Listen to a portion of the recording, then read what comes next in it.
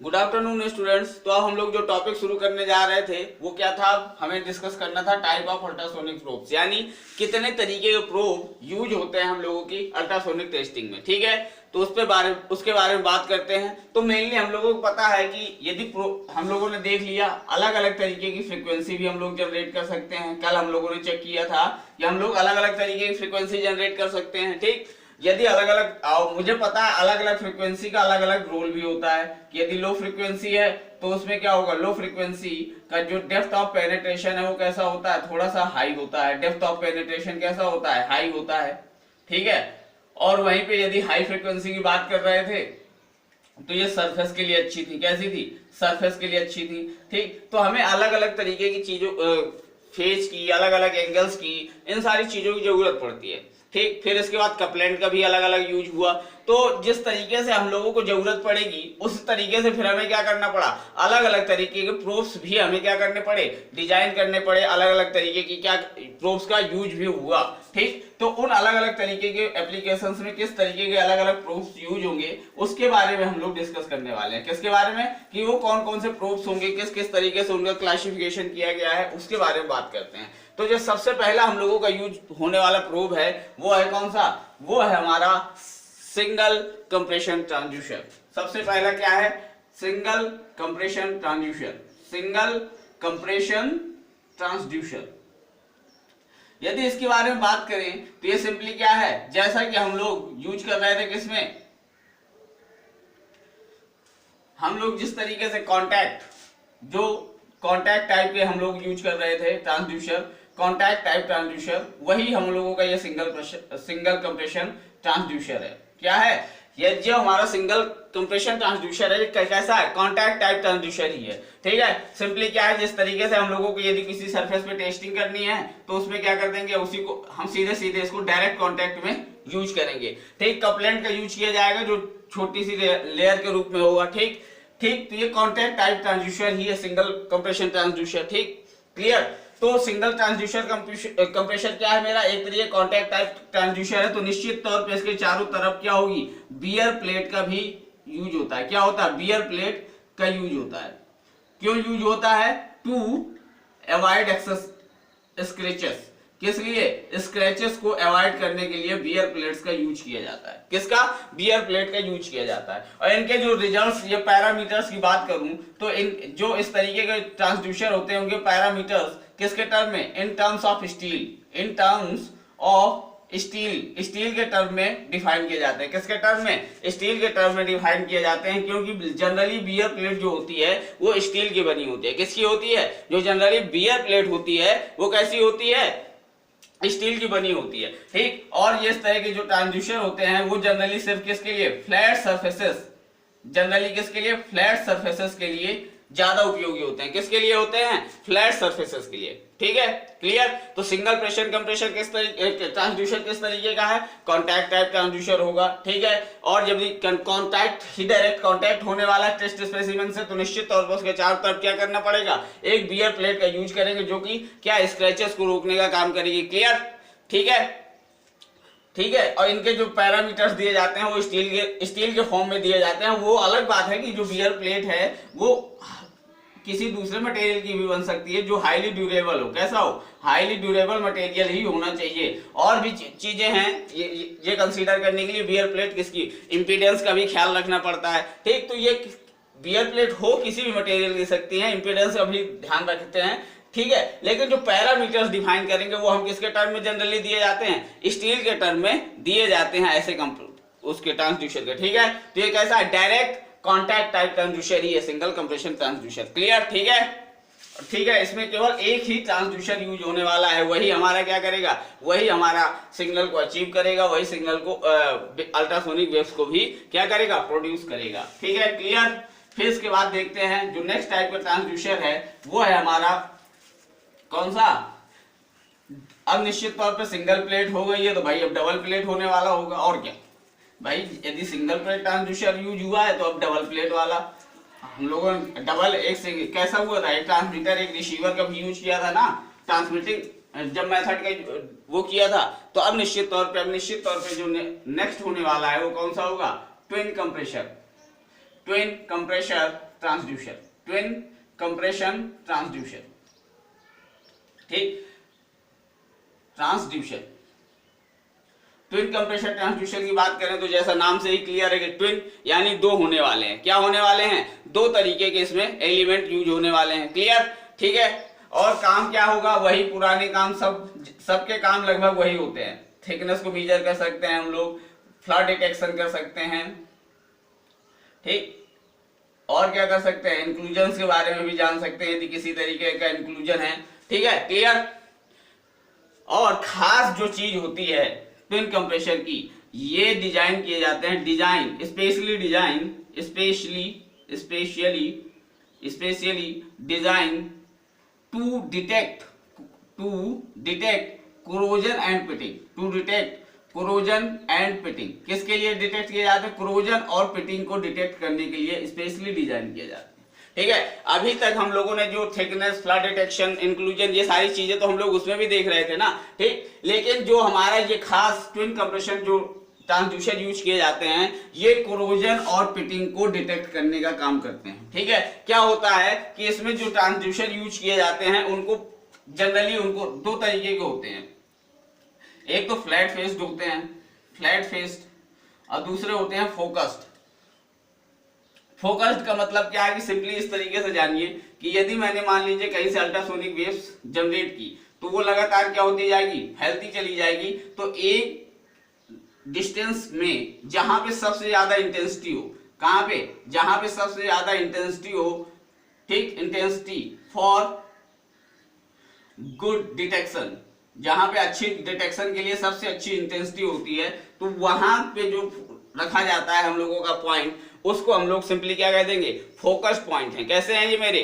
Focused point है, clear. तो ये भी सिंपली क्या होते हैं? ये भी जनरली फ्लैट सरफेसेस के लिए यूज होते हैं। किसके लिए?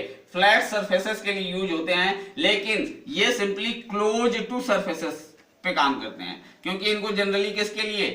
क्रोजन और पिटिंग के लिए यूज किया गया है। यदि क्रोजन और पिटिंग का क्रोजन कहां पे होता है? जनरली कहां पे? सरफेसेस पे होता है। तो इनको सरफेस के क्लोज काम करने के लिए डिजाइन किया जाता है। किसके लिए डिजाइन किया जाता है? कि ये सरफेस को के क्लोज पे काम करेंगे, ठीक है। और वह ट्विन का नाम ही है, तो यहाँ पे ट्रांसमीटर डिवाइस अलग होगी, ट्रांसमीटिंग अलग होगी, ट्रांसमीटर अलग होगा और रिसीवर दोनों अलग अलग होंगे, ठीक है। इतनी सी बेसिक प्रॉपर्टीज इसके बारे में, ठीक है। तो यदि ट्विन कंप्रेशन है तो निश्चित तौर पर ट्रांसमीटर और रिसीवर अलग अलग होने वाले हैं, क्लियर, ठीक। जो स्पेशली इनको डिजाइन किया जाता है वो कोरोजन और पिटिंग के लिए डिजाइन किया जाता है। जनरली ये फोकस्ड होते हैं। कहाँ पे फोकस किया जाता है इनको? क्लोज टू सरफेसेस, यानी सरफेस के आसपास के जो हमारे डिटेक्शन होते हैं उसको करने के लिए हम लोग खास इनको तैयार करते हैं, ठीक है, क्लियर, ठीक है।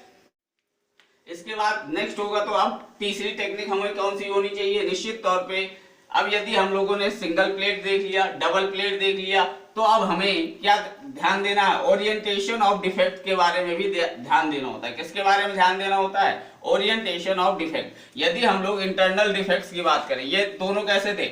अधिकतर फ्लैट, एक तो फ्लैट सरफेस पे ही काम कर रहे थे ये दोनों, ठीक। अभी भी हम लोग क्या सरफेस के ज्यादा इंटरनली काम करने के लिए अभी भी बात हम लोगों ने नहीं की। तो निश्चित तौर पे अगले जो ट्रांसड्यूसर आने वाले हैं किसके लिए होंगे? इंटरनली सरफेसेस के लिए होंगे। तो अगला जो आता है वो होता है एंगल बीम ट्रांसड्यूसर। कैसा होता है? एंगल बीम ट्रांसड्यूसर, ठीक। ये सिंपली क्या है कि इसमें हम लोग प्लास्टिक वेजेस का यूज करते हैं। क्या करते हैं? Plastic wedges, use plastic wedges, plastic wedges का यूज करते हैं किस लिए? To control the angle of ultrasonic waves.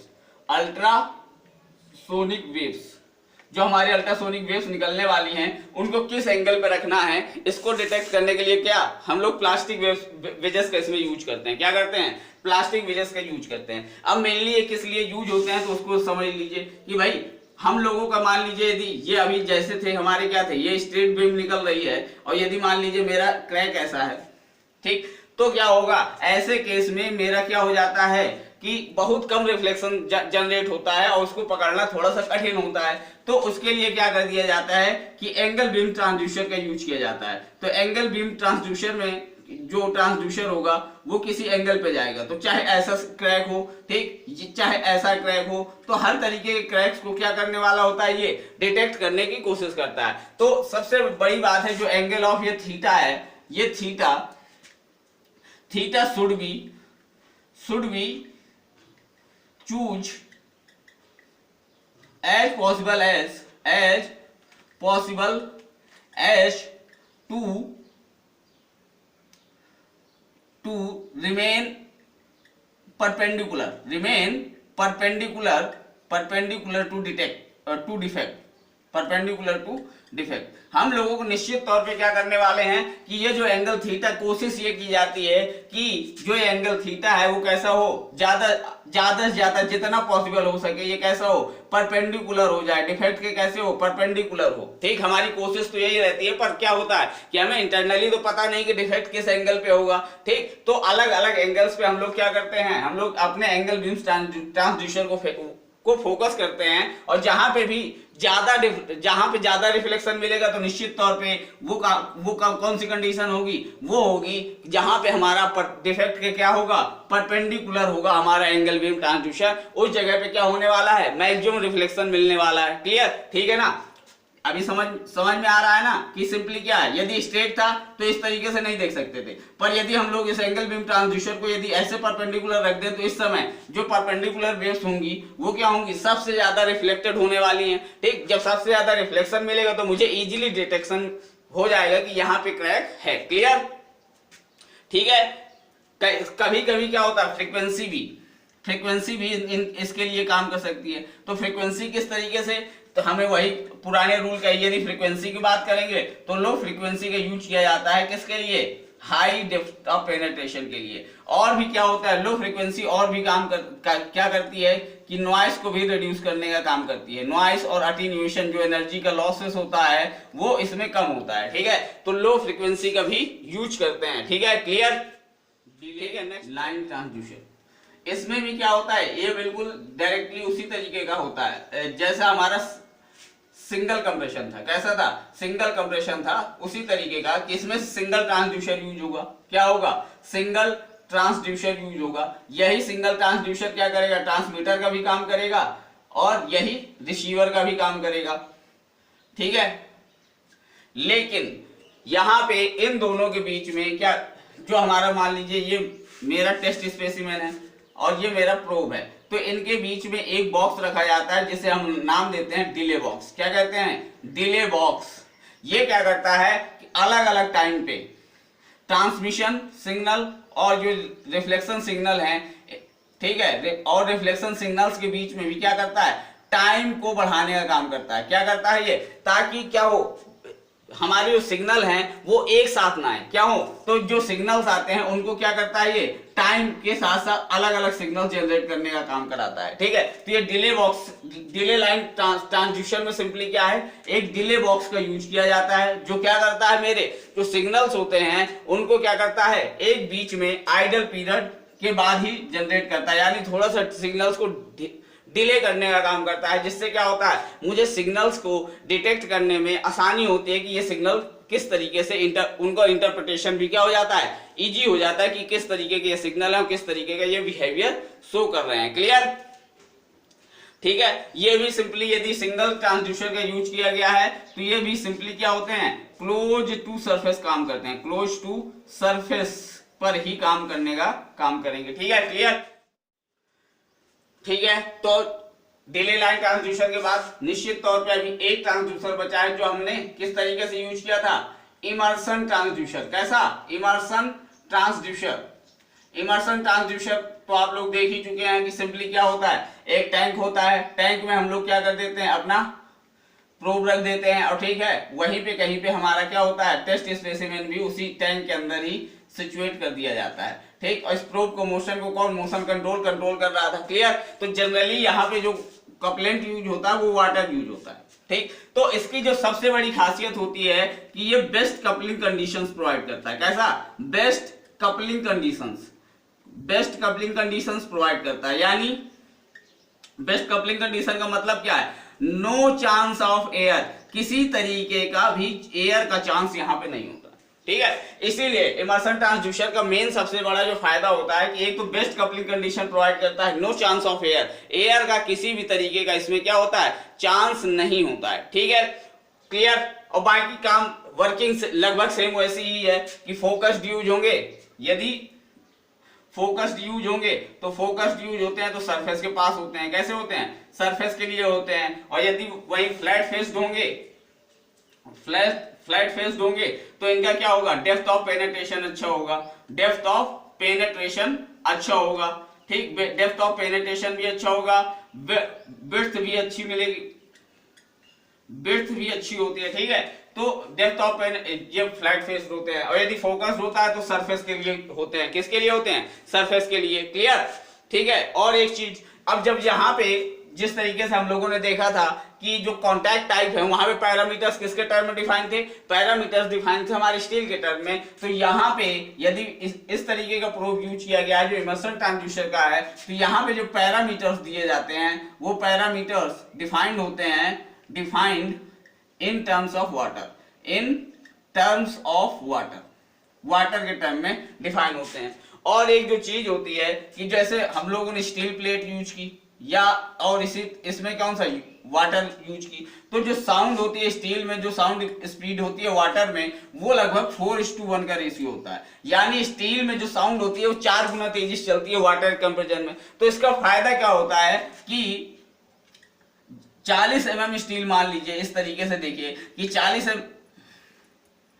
या मान लीजिए 80 mm स्टील है, तो 80 mm स्टील को चलने में जितना समय साउंड वेव को लगने वाला है, 80 mm स्टील को कवर करने में साउंड वेव को मान लीजिए 4 सेकंड लगते हैं, कितने लगते हैं, 4 सेकंड लगते हैं। तो वही टाइम इसका कितना 4:1 का रेशियो है, तो यानी 20 mm चलने में, यदि वाटर की बात की जाए तो वाटर में, यदि वाटर में देखेंगे तो यही अल्ट्रासोनिक वेव्स वाटर में सिर्फ 20 mm चलने में वो 4 सेकंड ले लेगी। तो इससे फायदा क्या हो जाता है कि यहां से इनके बीच की जो डिस्टेंस है वो काफी हद तक क्या करती है, इमर्सन टेक्निक में इफेक्ट डालती है। और मैंने बताया था कि ये जो डिस्टेंस होनी चाहिए, ये जो डिस्टेंस है या इधर जो टाइम लगने वाला है, ये टाइम टू ट्रेवल इन कपलेंट, time to travel in complaint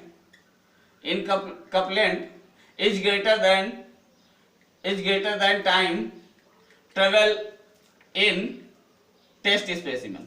मैंने ये कहा था कि जो हमारा कपलेंट में चलने वाला टाइम होगा टी, वो निश्चित तौर पे किससे, टेस्ट स्पेसिमेन के टाइम से क्या होना चाहिए, निश्चित तौर पे ज्यादा होना चाहिए, ठीक। यदि ये ज्यादा होगा तो हमें क्या हो जाता है, इसके जो यहाँ पे चलने वाली वेव्स होती है वो कहीं अलग तरीके से प्रोड्यूस होगी। जैसे वाटर में चलने वाला जो सिग्नल है मान लीजिए वो इस तरीके से आएगा, और जब मटेरियल में आएगा तो उसका कुछ अलग तरीके से बचेगा।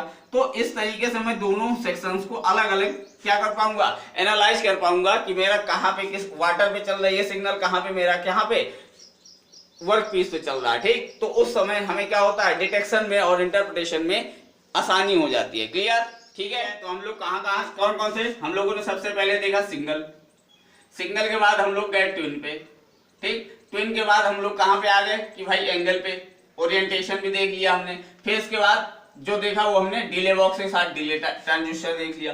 पांचवा हम लोगों ने देख लिया इमर्सन के ऊपर भी, ठीक। फिर इसके बाद जो नेक्स्ट ट्रांसड्यूसर आता है वो आता है हमारा कौन सा, अभी हम लोगों ने जितने भी यहाँ पे देखे तो यहाँ पे हम लोगों को बार बार जो मोशन होता था वो कैसा होता था, क्या एक जगह से दूसरे जगह मोशन कंट्रोल करना। दूसरा हम लोगों को हर बार क्या कपलेंट का यूज करना है, किसका यूज कर रहे हैं, कपलेंट, ठीक, कपलेंट का यूज कर रहे हैं। और कपलेंट निश्चित तौर पे किसी ना किसी तरीके की रिएक्शन, कपलेंट रिएक्शन, जो रिएक्शन होगी वो वर्कपीस से किसी ना किसी तरीके की कर सकता है, जो हमारा टेस्ट स्पेसिमेन है उससे किसी ना किसी तरीके की रिएक्शन कर सकता है।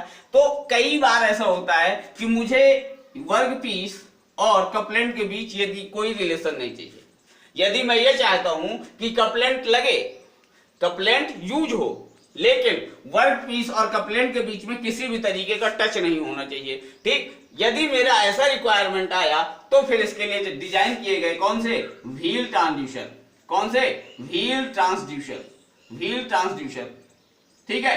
क्लियर? क्या था, मुझे पता है कि हम लोग हर बार हर एक टेक्निक में क्या कपलेंट का यूज करने वाले हैं, और कपलेंट किसी न किसी तरीके की हो सकता है रिएक्शन करता हो वर्क पीस से। ठीक, तो कोई इतना सेंसिटिव मटेरियल जैसे एल्यूमिनियम की बात कर लीजिए। ठीक, अब एल्यूमिनियम जैसा कैसा मटेरियल क्या होगा, तुरंत जो ऑक्साइड बनाने की टेंडेंसी रखता हो, तो उसमें मुझे चाहिए कि कपलेंट और वर्क पीस में किसी भी तरीके का कनेक्शन ना हो। और यदि कनेक्शन नहीं चाहिए तो फिर मैं यूज करता हूं कौन से ट्रांसड्यूसर, व्हील ट्रांसड्यूसर। इसमें हम लोगों ने क्या देखा था कि सिंपली एक टायर होता है।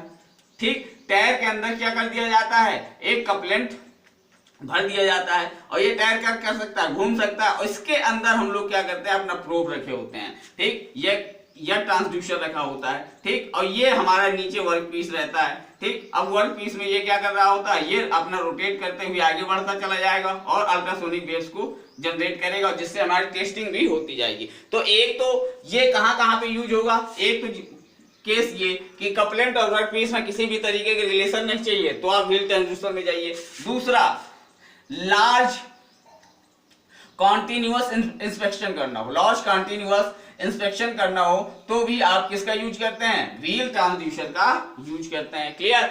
ठीक है, तो ये व्हील ट्रांसड्यूसर हो गए। क्लियर? इसके बाद नेक्स्ट जो आता है वो होता है कस्टम ट्रांसड्यूसर। क्या होते हैं, custom transducer. Custom transducer, custom का मतलब क्या होता है, जैसे ही आप लोग विंडो अपडेट करते हैं, यदि कभी आप लोगों ने विंडो डाली होगी तो उसमें आता है एक कस्टम। कस्टमाइज का मतलब, कस्टम का मतलब सिंपली कस्टमाइज। क्या होना चाहिए, कस्टमाइज। ठीक, कस्टमाइज का मतलब क्या होता है, अकॉर्डिंग टू कस्टमर रिक्वायरमेंट। कैसी, कस्टमर रिक्वायरमेंट।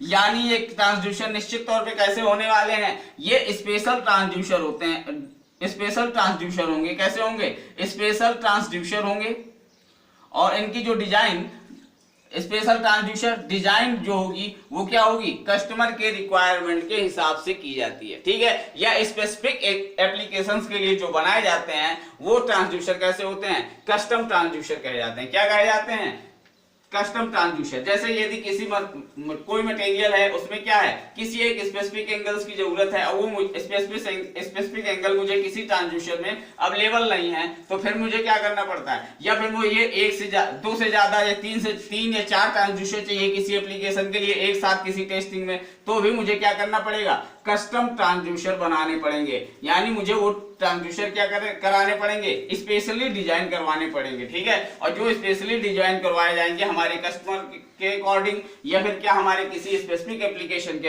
हिसाब से तैयार किए जाते हैं, तो वो ट्रांसड्यूसर कहलाएंगे कस्टम ट्रांसड्यूसर। ठीक है, तो ये बेसिक ट्रांसड्यूसर थे। ठीक है, एक विशेष प्रकार का ट्रांसड्यूसर और यूज होता है जिसे हम कहते हैं इलेक्ट्रोमैग्नेटिक एकॉस्टिक ट्रांसड्यूसर।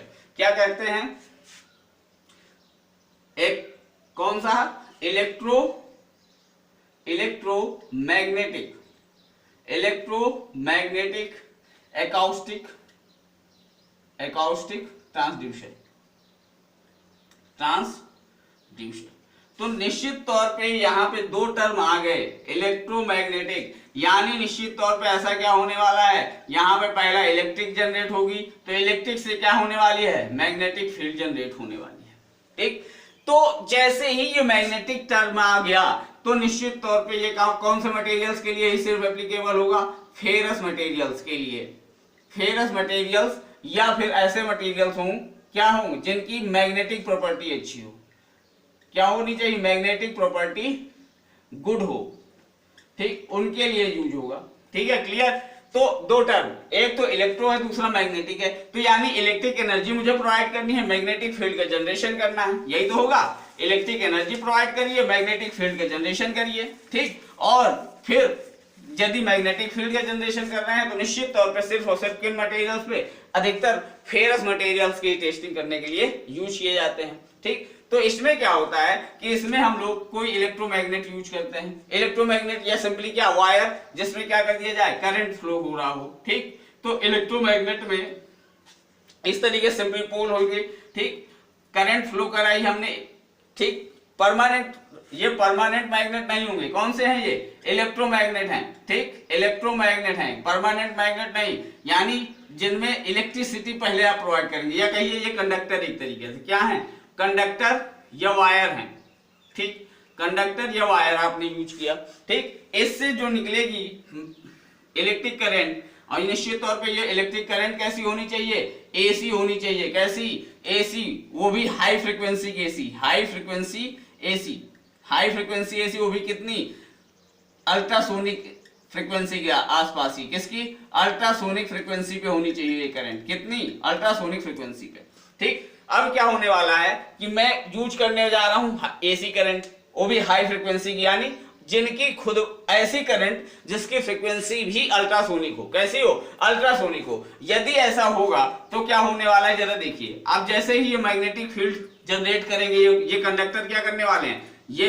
इलेक्ट्रिक मान लीजिए वायर है जिसकी वजह से ये नॉर्थ पोल या साउथ पोल का जनरेशन हुआ, मैग्नेटिक फील्ड जनरेट हुई। अब यदि एसी सप्लाई की है आपने और यदि मैग्नेटिक फील्ड का जनरेशन हो रहा है किसी भी तरीके से, ठीक, तो निश्चित तौर पे हमारा जो स्पेसिमेन होता है उसमें ईडी करंट का जनरेशन होगा। क्या होगा, ईडी करंट का जनरेशन होता है, ठीक है। और यदि ईडी करंट का जनरेशन हुआ, यदि ईडी करंट का जनरेशन होता है तो लॉरेंज फोर्स F बराबर J इंटू बी, भी एक फोर्स होता है, जहां पे F क्या है, फोर्स है, ठीक, ये ठीक, और ये J क्या है मेरा, करंट डेंसिटी है, करंट डेंसिटी, किसकी करंट डेंसिटी है, ये सिंपली ईडी करंट की, किसकी, ईडी करंट की डेंसिटी है, ईडी करंट डेंसिटी, ठीक। और ये क्या है, B magnetic field, B magnetic field है। तो यदि मैग्नेटिक फील्ड और ये करंट जनरेट हो रही हैं तो निश्चित तौर पे इस मटेरियल के अंदर क्या होता है, एक तरीके का फोर्स ऑटोमेटिकली जनरेट हो जाता है,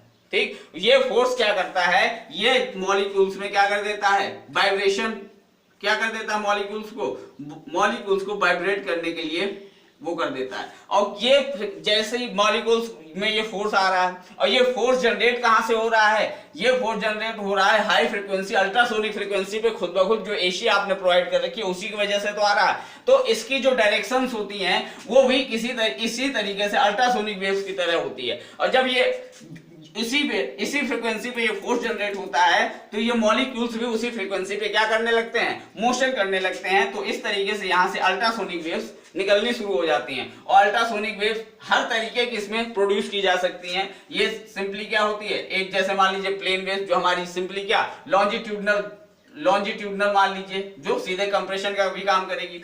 शियर वेव्स का भी जनरेशन यहाँ पे हो सकता है, यानी शियर वेव्स, ठीक, प्लेट वेव्स, ये सारी तरीके की वेव्स इसमें जनरेट होती हैं, क्योंकि अलग अलग तरीके से मॉलिक्यूल्स क्या होंगे, अरेंज्ड होंगे किसी उसमें, ठीक। और जब मॉलिक्यूल्स अलग अलग तरीके से इस स्पेसिमेन में होंगे और उनको अलग फोर्स तो वही मिल रहा है, तो अलग अलग तरीके का क्या करते हैं, मोशन जनरेट करते हैं। और लेकिन मोशन वो जनरेट किस तरीके का होगा, वो मोशन जनरेट होगा उसी फ्रीक्वेंसी पे जिस फ्रीक्वेंसी की आपने एसी प्रोवाइड कर रखी है।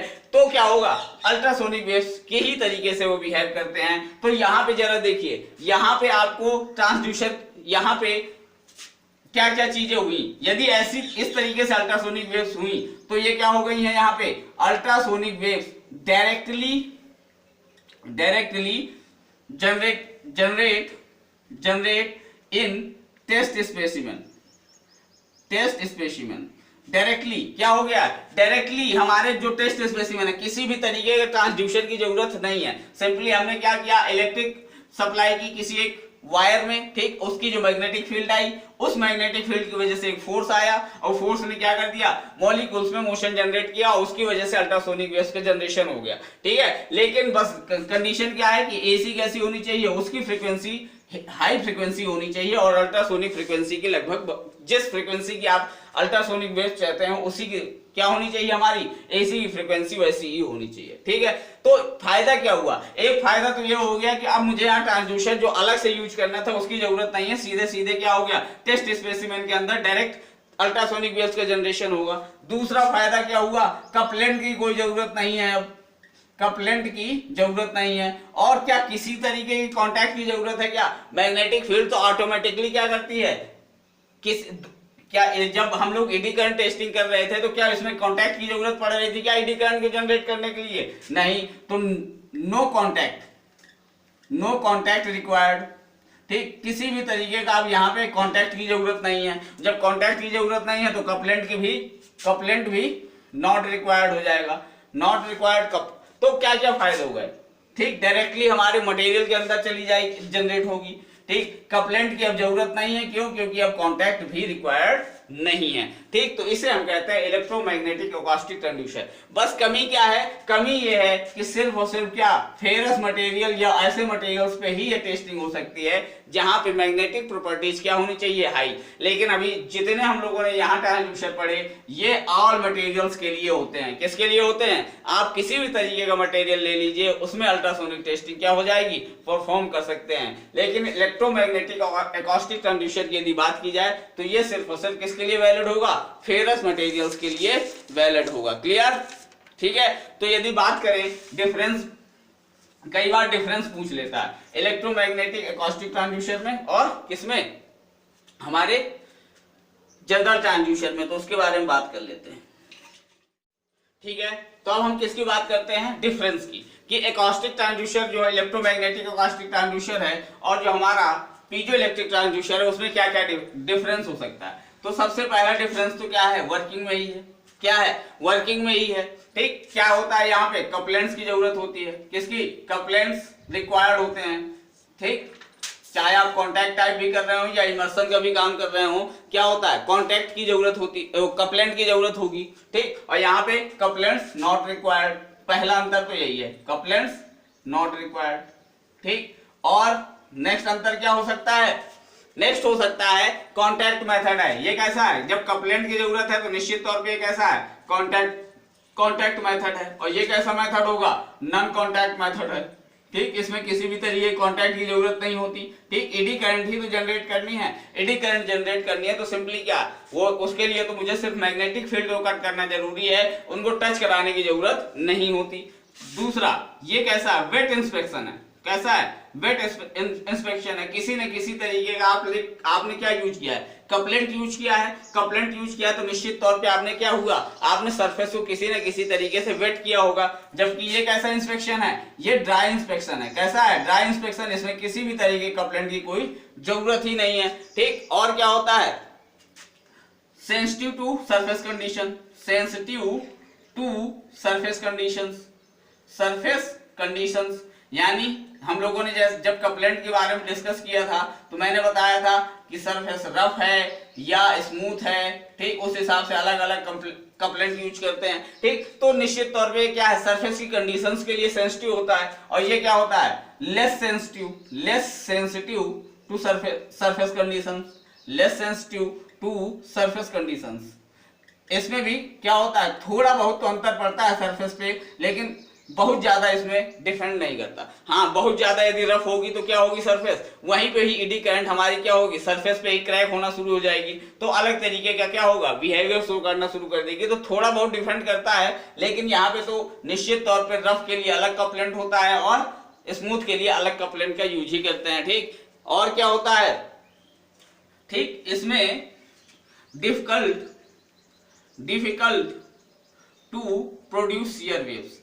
यदि मैं किसी तरीके की शियर वेव, मतलब एक पर्टिकुलर किसी तरीके की वेव चाहता हूं जो हमारे सरफेस पे कैसी हो, सरफेस के जब जिस डायरेक्शन में हमारी वेव जाए उसके परपेंडिकुलर उसके सरफेस के मॉलिक्यूल्स मोशन करना शुरू करें, ऐसी वेव जनरेट करना इसमें डिफिकल्ट होता है। लेकिन इसमें क्या होता है, इसमें इजायर to produce all types of waves, हर तरीके की आप अल्ट्रासोनिक वेव्स को यहाँ पे इजीली प्रोड्यूस कर सकते हैं, ठीक है। और क्या हो सकता है, जो सबसे बड़ा इसका खासियत है, एप्लीकेबल टू ऑल मटेरियल। क्या है ये टेस्टिंग कैसी, एप्लीकेबल टू ऑल मटेरियल्स, आप किसी भी तरीके के मटेरियल की टेस्टिंग कर सकते हैं। लेकिन ये क्या होती है, ये सिर्फ और सिर्फ एप्लीकेबल टू फेरस मटेरियल्स